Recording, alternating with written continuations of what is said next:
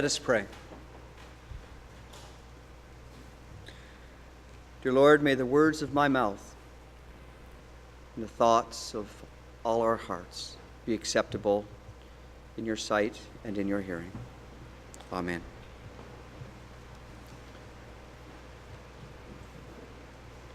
Just as the weeds are collected and burned up with fire, so will it be at the end of the age. The Son of Man will send his angels, and they will collect out of his kingdom all causes of sin and evildoers. And they will be thrown into the furnace of fire, where there will be weeping and gnashing of teeth.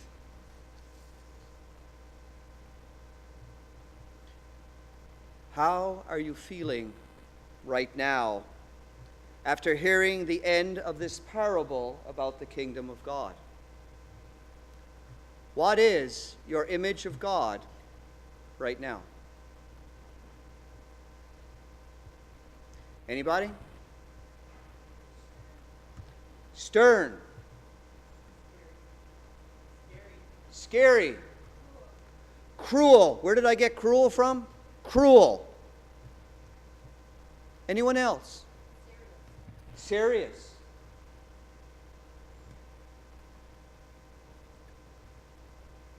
How are you feeling? Heartbroken. Angry, perhaps? Anxious. Concerned.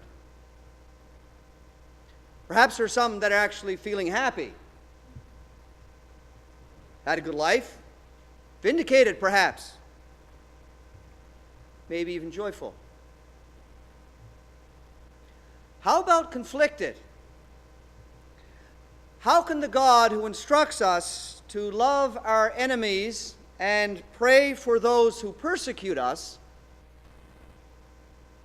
be the same God that collects and burns the weeds? How about confused? How can the Son of Man, who ate and drank with sinners and tax collectors and prostitutes, be the same God that gathers together the evildoers and throws them into the furnace? What is your image of God as you reflect on the words of this parable? And this is not the only place in Matthew's gospel where God is portrayed as acting as vindictive and revengeful. In all, there are 8 parables in Matthew's gospel where Matthew makes the evildoing and the ensuing punishments more explicit and intense. The punishment that God inflicts on evildoers includes throwing them into the fiery furnace, binding them hand and foot, casting them into the outer darkness, where there is weeping and gnashing of teeth, putting them to a miserable death, cutting them and breaking them into pieces and crushing them, destroying murderers and burning their city, depriving them of the presence of God, and putting them with hypocrites or with the devil and his angels for all eternity. What has happened to the boundless, unreciprocated divine love that is described in the Sermon on the Mount? If disciples of Jesus are children of God who are supposed to emulate divine ways, which are the divine ways we are to emulate? Is the extravagant love of the sower that we spoke about last week not so extravagant after all? I know that many biblical scholars and preaching instructors would be irritated about now. They would insist that I have taken the quotation about God in Matthew's Gospel out of context. Most would rightly point out that this is an allegory and therefore not to be interpreted literally. And some would indicate that this is a story about Christian community and how we are to live with others. We are not to judge. We are not to seek retribution. We are not to try to pluck out the weeds so that we are the perfect field. Instead, we are to live among the weeds and leave any judging that needs to be done to God. It is a parable that is focused on how we as followers of Christ are to act and to interact with others. Yet, see, in the end, we are left with an image of God. An image of God as a righteous judge.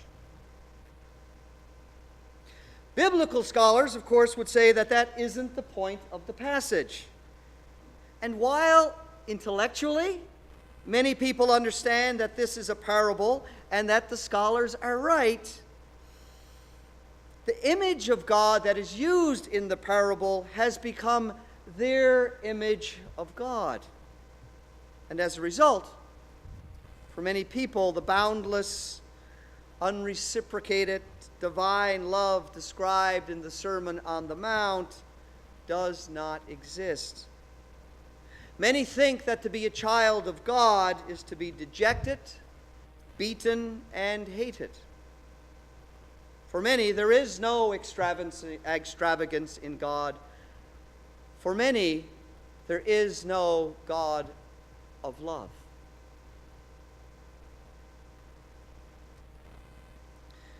This summer, as many of you know, and as I mentioned earlier in the service, I have been at St. Joseph's Hospital in Hamilton as part of a clinical pastoral education.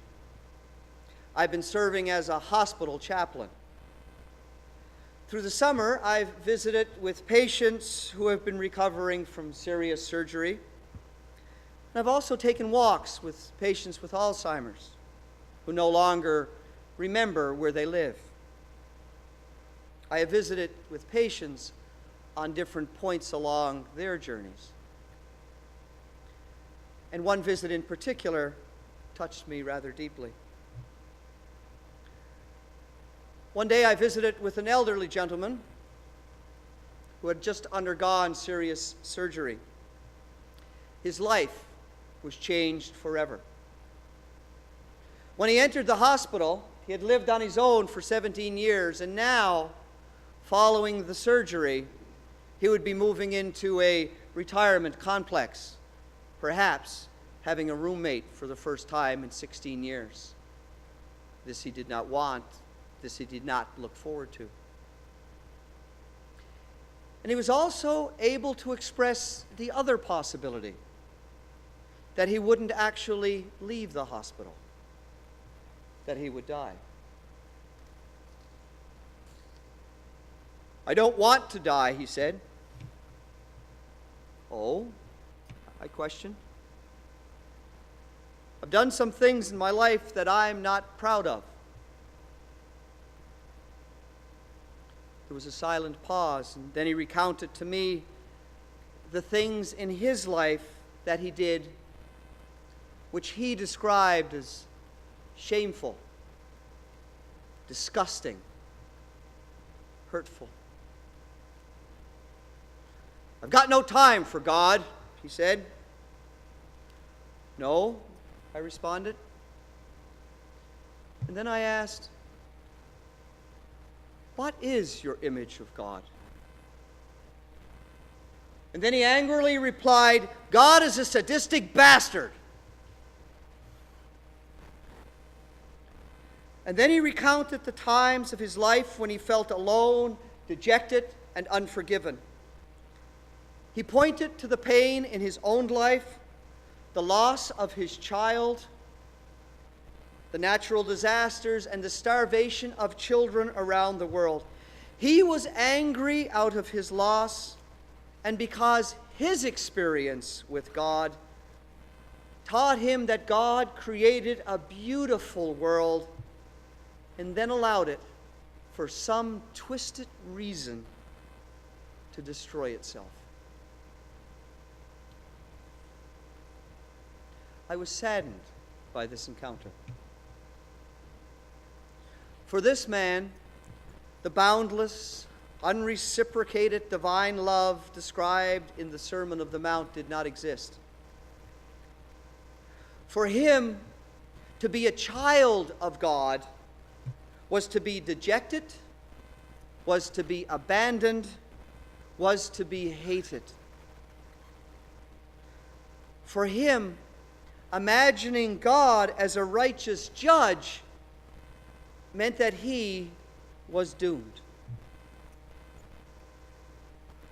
The image that emerged from our initial study of the passage, as God as a righteous judge, did not promise solace for this old man with whom I visited, nor does it provide comfort for me. I'd like to read you a story from this book called Good Goats, Healing Our Image of God. As I read the story, I invite you to close your eyes and imagine yourself as Hilda, the main character in the story. There will be a time in the story where Hilda also will be asked to imagine, and there will be a time of quiet. So as we begin, I invite you to close your eyes.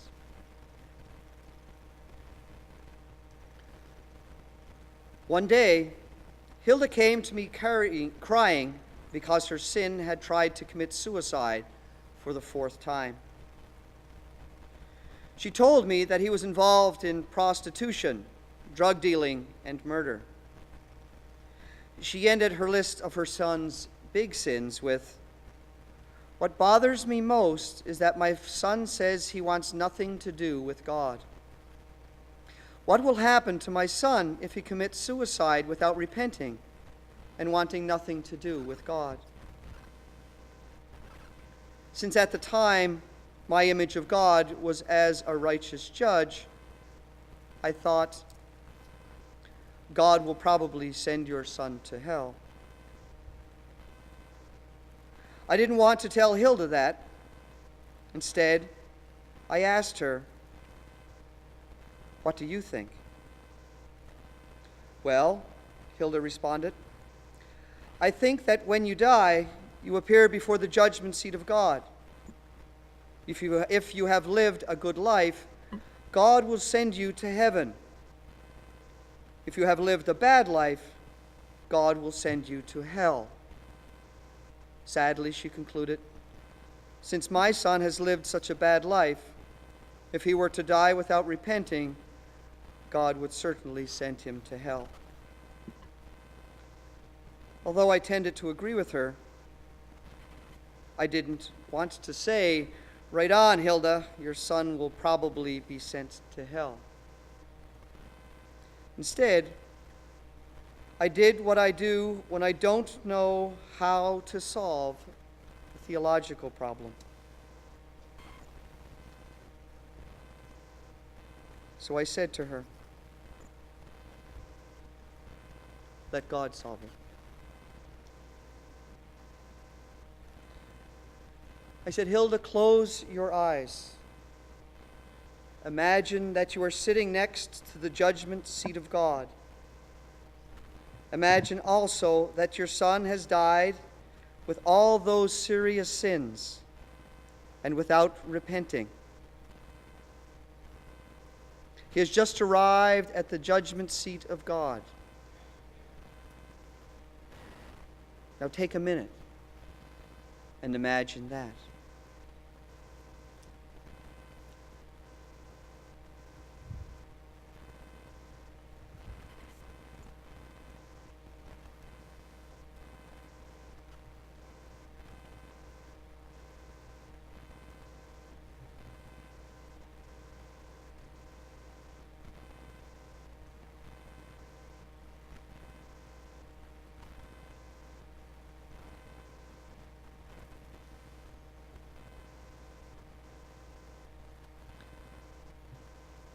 after a minute, she described to me the entire judgment scene.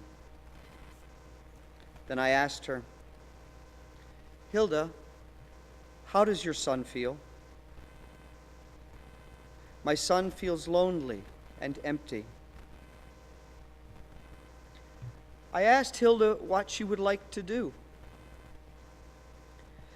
She said, "I want to throw my arms around my son." She lifted her arms and began to cry as she imagined herself holding her son tightly. Finally, when she had stopped crying, I asked her to look into God's eyes and watch what God wanted to do. God stepped down from the throne, and just as Hilda did, embraced Hilda's son. And the three of them, Hilda, her son, and God, cried together and held one another.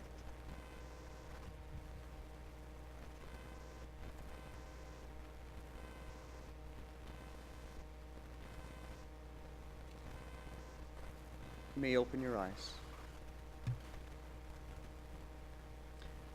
Hilda experienced God as she hoped God would be.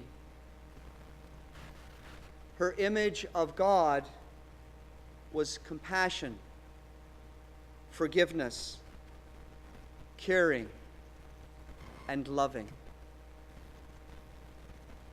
My hope for you is that you also experience God as forgiving, caring, compassionate, and loving.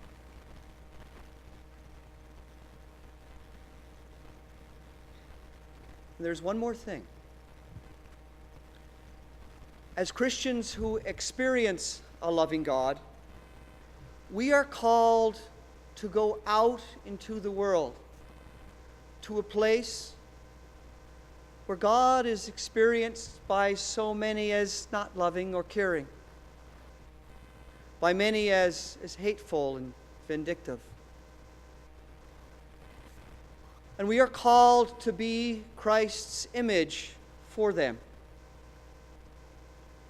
Just as when Will looked into the eyes of his daughter, he saw true love and experienced the love of God in the least. We are called to go out into the world and to share that love. So as we end,